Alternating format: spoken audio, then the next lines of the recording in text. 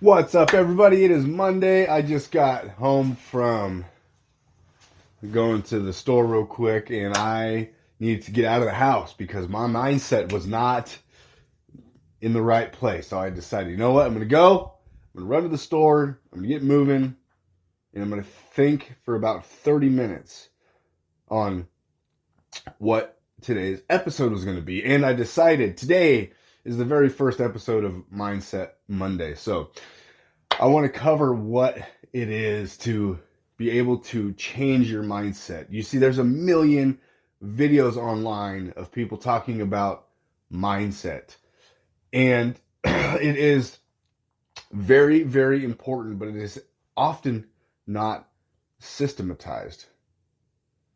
It's just, you know, a bunch of motivation and inspiration. And today I want to talk about what I do in order to really shift my mindset, in order to get out of stinking thinking, in order to get out of depressed feeling, in order to get out of anxiety, in order to get out of worry, doubt, fear, and failure.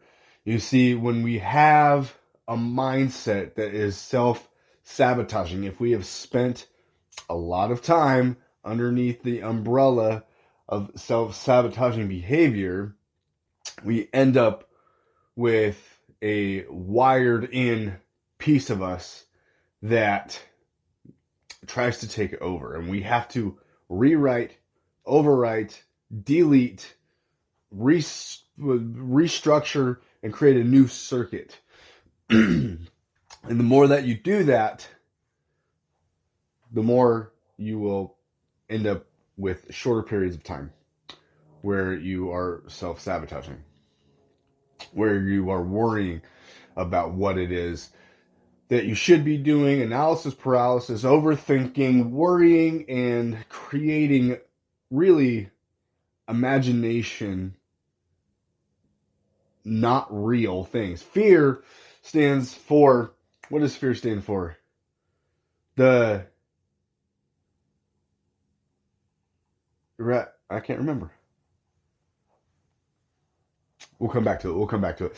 There's an acronym for fear, and it is escaping my mind at the moment. So, mindset shifting is massively, massively important. Number one thing you have to understand is the language that you are using out loud and within your mind. The language that you are using is so incredibly powerful because I don't really know how much I latch onto this idea, but we call it spelling. When we're putting words together with letters, we call it spelling. When we look at witchcraft, they're casting a spell. And so when they're casting a spell, they're using words. And when we're using words in the way that we think, in the way that we speak, in the way that we communicate, we're using spelling. The fact of the matter is, and it is a fact because you can really do this for an experiment with yourself, is if you think a certain thing, you will then begin to believe it. If a witch casts a spell to turn a frog into a prince and it works, well, then there's evidence. But if you think about, today's a terrible day, it's cloudy outside, I don't want to get out of bed, all of these things are just solidifying, they're reaffirming the very things that you don't want to be doing. You don't really want to just stay in bed. You don't really want to feel depressed and anxious. But what you do want to do is get up and get moving because you're going to feel better about it. So you can use systematize. Sorry, I got a little bit of a fun thing going on here, so I'm making weird sounds today. If you use the words opposing the thought, this is the experiment, okay? I don't want to get out of bed. Change that around. Not I want to get out of bed, but I'm getting out of bed now. I'm getting out of bed. And you can really fine tune the system to it. In 1 minute, I'm getting out of bed.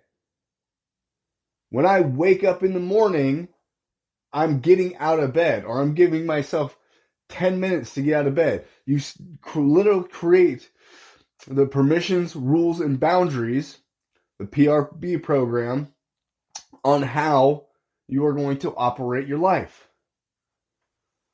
How you are going to operate your life, first and foremost, off of the language that you use. Not letting the feelings, not letting the imagination of things run your life, but you. And it first starts with language. So getting your mindset right, starting with language.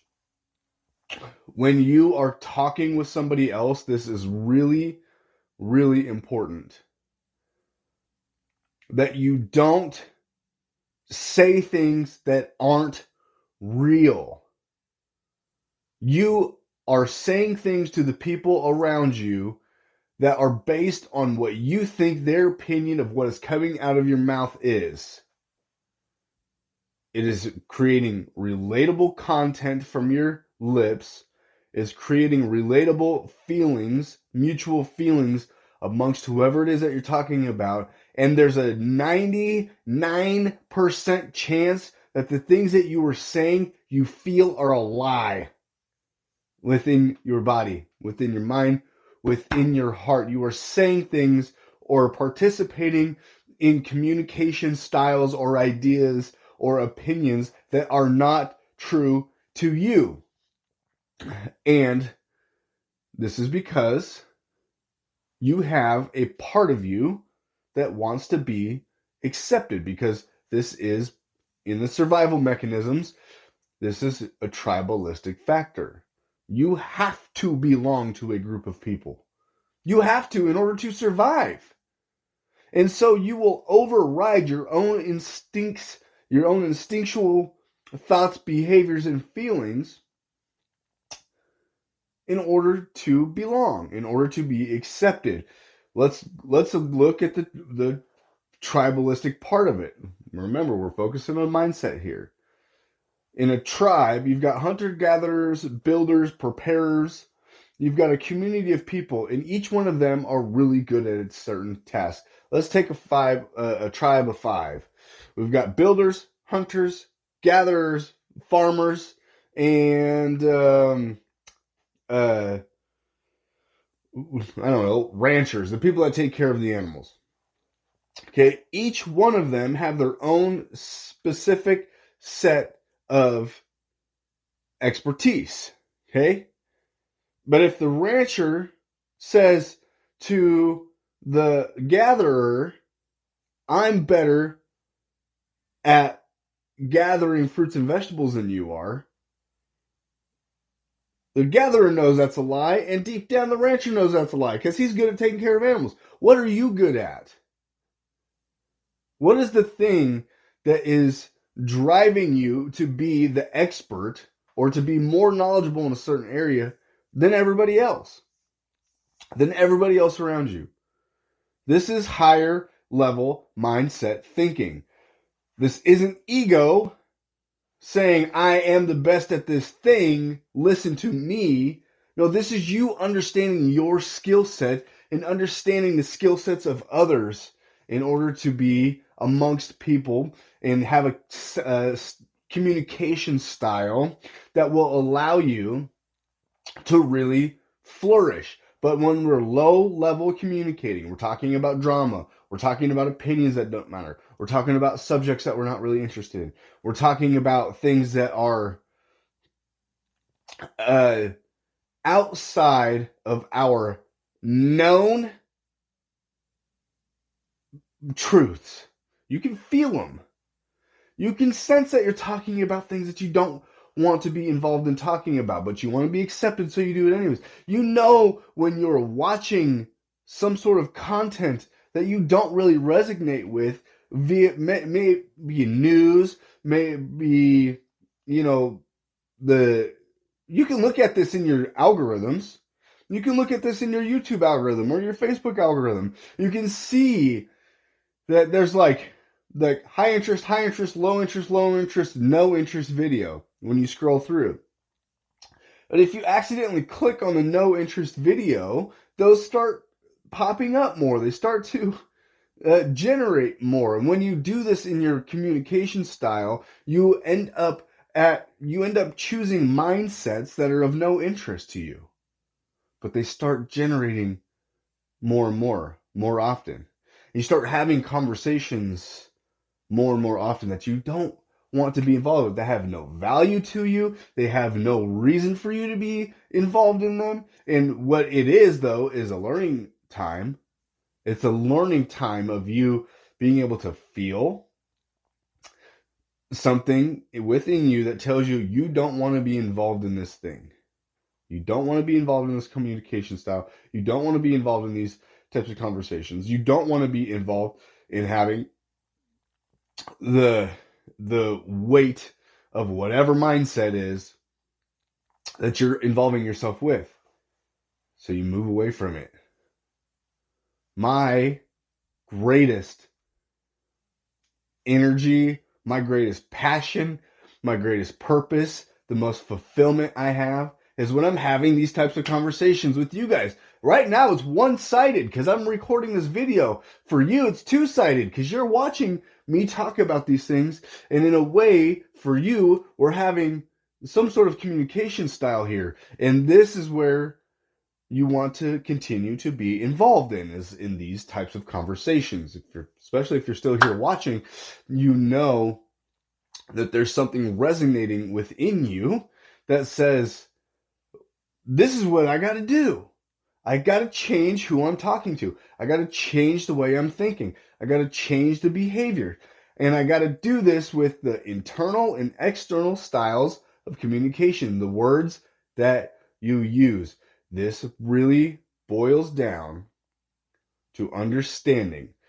Listen, there is always two things going on when you're trying to overcome something. There is where you want to be and what you are currently experiencing in getting there.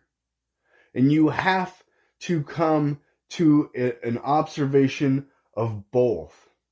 David Goggins says he often sits and stares at his shoes for 30 minutes before he goes for a run. That guy is insane. He's an extremist in how he overcomes who he used to be, but that's what he had to do. What is it that you have to do? If you got to do that extremist 100-mile runs, 24-hour runs, in order to know that you are beating the person that you used to be, then do that. But whatever it is that you have to do, you have to use the language, you have to use the thoughts. You have to feel the feelings, because if you don't, then you're just playing a game of delusion. Everybody has issues. Before recording this video, before recording this episode, I had issues. I was, for like 30 minutes, having worthiness issues, having self-esteem issues, having issues that were in not some external force trying to stop me from doing the work, but it was an internal force of who I used to be trying to say, hey, wait. We're comfortable over here. Remember? But I break through it. I broke through it to shoot this video, to shoot this episode. So, you have to systematize it, okay? Let's get back to that. Systematizing, understanding that you're going to have to deal with the physiological centers, the emotional centers, the neurological centers, the mental centers, and the spiritual centers of who you are as a person. And you might have to go through each one of those in order to break free, to overcome all of the stinking thinking, depression, anxiety, all of that stuff. You might have to go through each one of those. Let's go through them real quick in what they do. Okay, so the physiological side of things is your body's movement, your body's strength, your body's ability to get up and move around. This one, unless you have some sort of medical issue that keeps you, stuck in a chair, this one's easy to do. You get up and you start moving around. Listen, no excuses. Even if you have some sort of medical problem that is keeping you stuck, there is still something you can do. Okay? There is still something you can do for your physiology. You got to create movement. Creating movement will create proof that you are capable of doing the thing. Let's talk about mental. Okay, the mental things is doing what everything else we've talked about before. Shifting the language that you use, that you agree to, that then motivates the body to move. Okay? Doesn't and I don't even like the word motivation. As I continue to make this content, I'll figure out better words and better explanations, but the mental part of it. You have when you want to overcome all of the depression, stinking thinking, then you do all the stuff we've talked about already for the last 15 minutes. The neurological side of things. Okay. This one's very interesting. Very few people are talking about the neurological effects. You can watch Huberman talk about it. This is something that I've discovered over the last 10 years in my own feeling in my body. What is happening in my body on my nervous system when I either am or am not doing something that I know that I should be doing, reaching for goals, making moves, conversations. What is happening? Sometimes I feel it right here. I feel the pain of something, emotional pain of something right here. When I'm nervous, my hands shake. When I am, unsure of something, I have kind of a physiology that reflects that. So these are all tying together, but you might have to move through each one of them. And in order to rewire the neurology, the what you're feeling in your body, where you're feeling it part, in order to not feel the uncomfortable part of that, is you have to do different things. You have to choose new actions. You have to push through the fear or push through whatever emotion that you're feeling in order to push through and create new neurological networks. You see, the neurology, the things, the handshaking, the feeling, the pain in the chest, or sometimes people feel it in cramping, or, when I used to be a street kid and would get into fights, my legs would shake for some reason. These are all alarms and warning signs that something is not right. So and this can cause fight, flight, or freeze. This can create a lot of issues. But then you have to go back to the mind part of it, the mental part of it, and really analyze what's happening. Really do a deep dive on uh, how to override all of this in the training. I just want, and so you can find the training below. It's a 90-minute training. You can find it wherever links are posted. If you're listening to this on audio, then you have to then go to the YouTube feed or whatever. I don't know. I don't know how to do any of that yet, but link is somewhere. I go into a really deep dive into all of these things. So you got to rewire the neurology. You have to, let's see, where are we at? We've got physiology, emotional centers, or mental centers, neurology, emotional center. Okay, so your emotions are a result of your neurology, physiology, and mental state. Your emotions will drive behavior. If you are feeling sad, you are physiologically more likely to not move as much. You are neurologically going to feel a bunch of stuff that is mostly in your imagination. And you're neurologically going to have. Did I say neurologically? Physiologically, neurologically, mindset or mental center. These are all driving the emotional part. So you have to understand your emotional center. Can you feel the emotion and still be physically active? 100% yes, you can. So if you're allowing the emotional center to override the physiological center, you have to do something about that. And that goes with all of them. You absolutely can feel the emotion of something and not allow your hands to shake. You can be nervous and not allow your hands to shake. You can have control over this and you can experiment with this. If your voice quivers because you don't like speaking in front of people, these types of things with practice and over time, which can be done every single day. You don't have to wait to be in front of people to speak in order to override this. Again, something that we talk about in other videos and in the training, in the workshop. You have to be. I wrote an essay on this responsibility over emotions.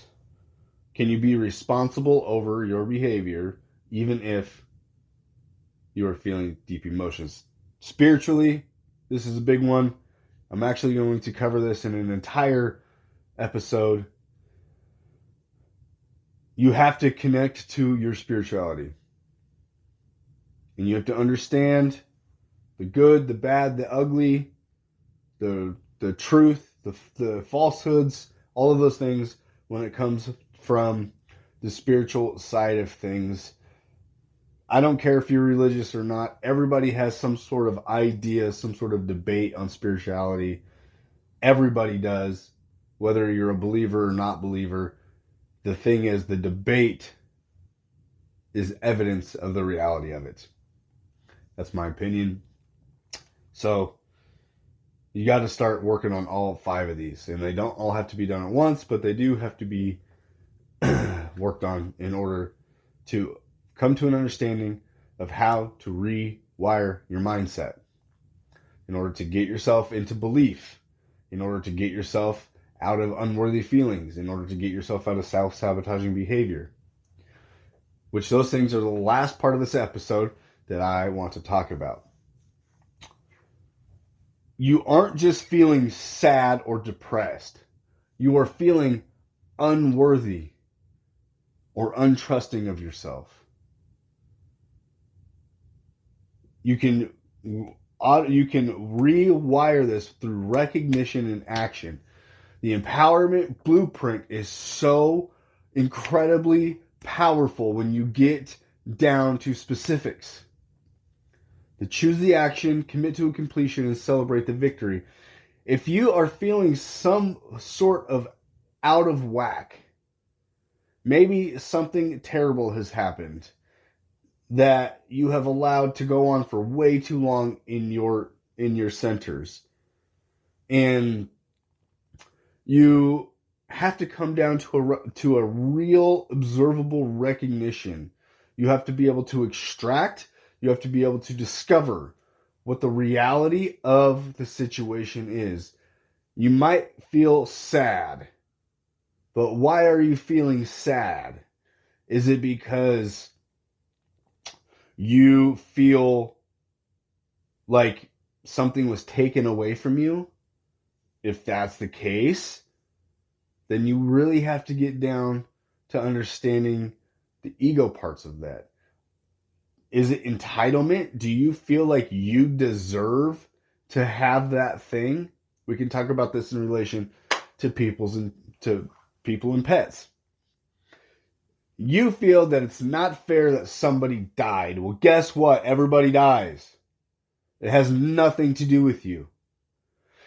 So if we know that everybody dies, it has nothing to do with you unless you caused it. Different. Totally different topic. But if somebody or something, a family member or a pet passes away, and it is okay to feel sad, and we have to grieve. Grievance is a major, major part of all of these systems. Talk about that in another episode and also in the workshop. I keep going back to the workshop because I really want you guys to go through it. But all of the really detailed information is there. But we're talking about mindset today on Mindset Monday. All right.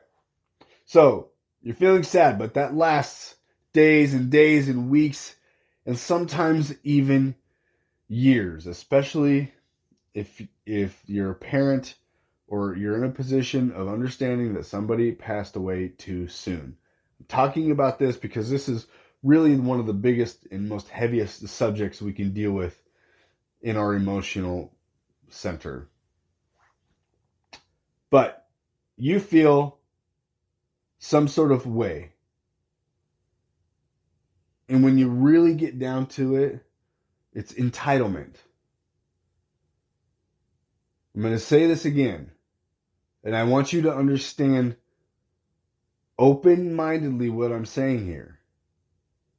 You're sad because you feel like you don't deserve to have life without this person or pet.